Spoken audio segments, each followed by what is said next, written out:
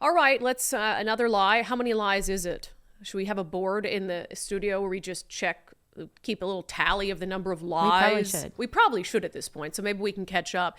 That state government has told about the Climate Commitment Act. Let's talk about it. This segment is brought to you in partnership with our friends over at Future 42. Turn your frustration into action at future42.org, and you will have an awful lot of frustration after this.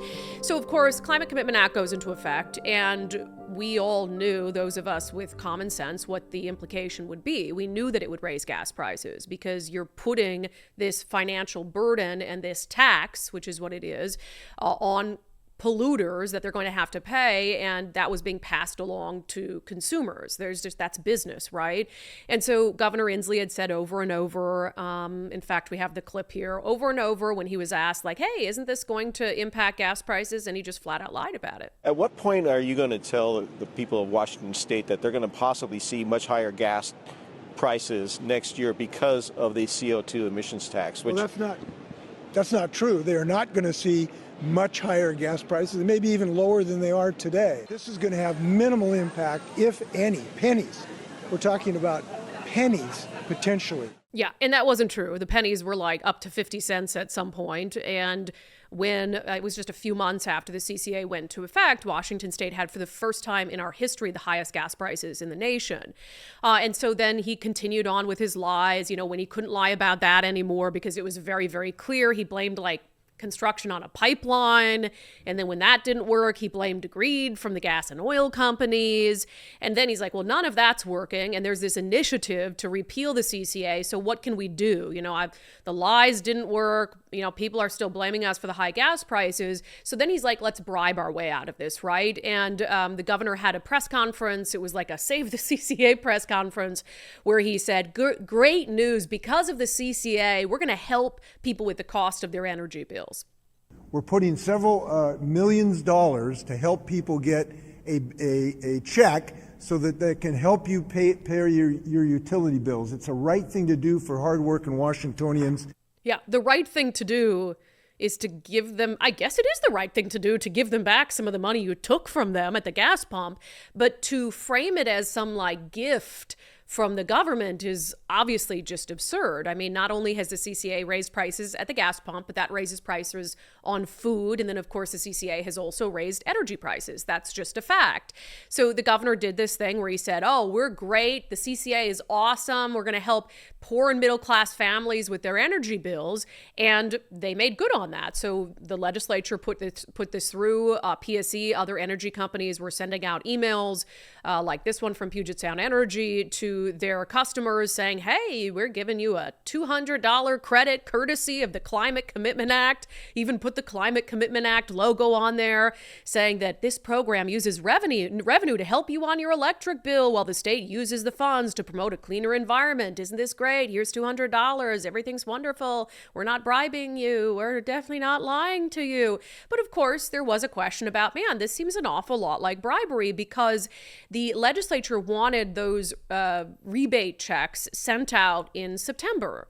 So before the November election. And they made that very clear when they appropriated these funds. These have to go out before the November election.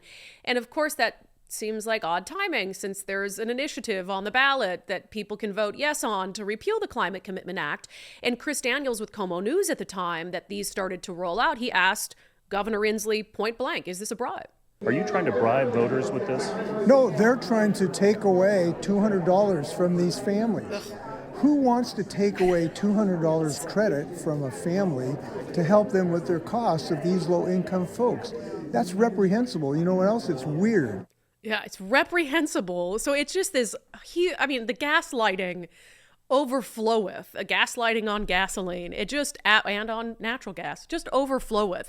So couldn't believe it. And really what the legislature said when pressed further about the timing, and when I say legislature, I mean the Democrats and the majority party, about the timing of this, they said, well, we have to send it out before the November election. It doesn't have to do with actual vote, but if the program goes away, then we can't make good on these credits, which simply isn't true, because the money they allocated is money they've already brought in as a result of the CCA. So it's not like if voters vote to repeal it, that all of a sudden that money they already have in their coffers disappears and you can't give it back to folks. So it's very strange. And so, it's like, oh, it's not a bribe. It's just practically we have to do it before the November election. Well, now they've been caught red-handed. They've been caught red-handed by a journalist named Sue Lanny Madsen, who got her hands on an email that it was in response to an email had been sent out by the Department of Commerce, which was running this rebate program, obviously. And it was sent out to energy companies or utilities all across the state of Washington. And they had sent out an email and got some questions from energy companies about the timing of like when the rebates needed to actually hit the accounts of their consumers. So in this email, Cheryl Chan Hardy, who is the Deputy Assistant Director of the Energy Division for the Washington State Department of Commerce, says this. As Austin mentioned in his email, the funds must be spent by September 15th, meaning that funds must be deposited into eligible customer accounts on or before September 15th, before the state votes on the initiative. Think about that. Before the state votes on the initiative. That is red-handed. That's as clear as day what the motivation of those energy credits is and what the motivation of the timing of those energy credits being given to customers is. Before the state votes on the initiative.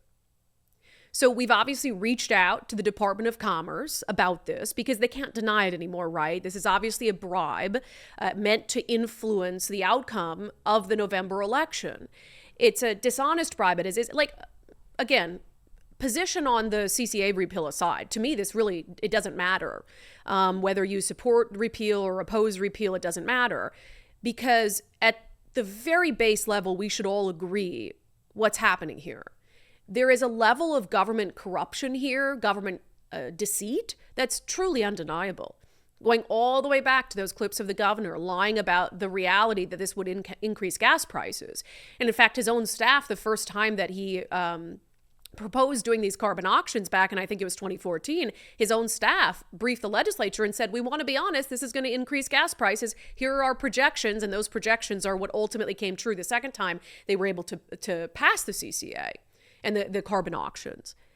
And so lie about that, get called on it, peddle all these other lies. That isn't working. People right, left, and center sign on to this initiative. It's clear it's going to the ballot. Now you're like, okay, what do we do? Let's say that we're gifting people these funds when really you're giving them back just a small fraction of the money that you took from them at the gas pump, at the grocery store, in increased energy bills. And there we have it in black and white from the Department of Commerce.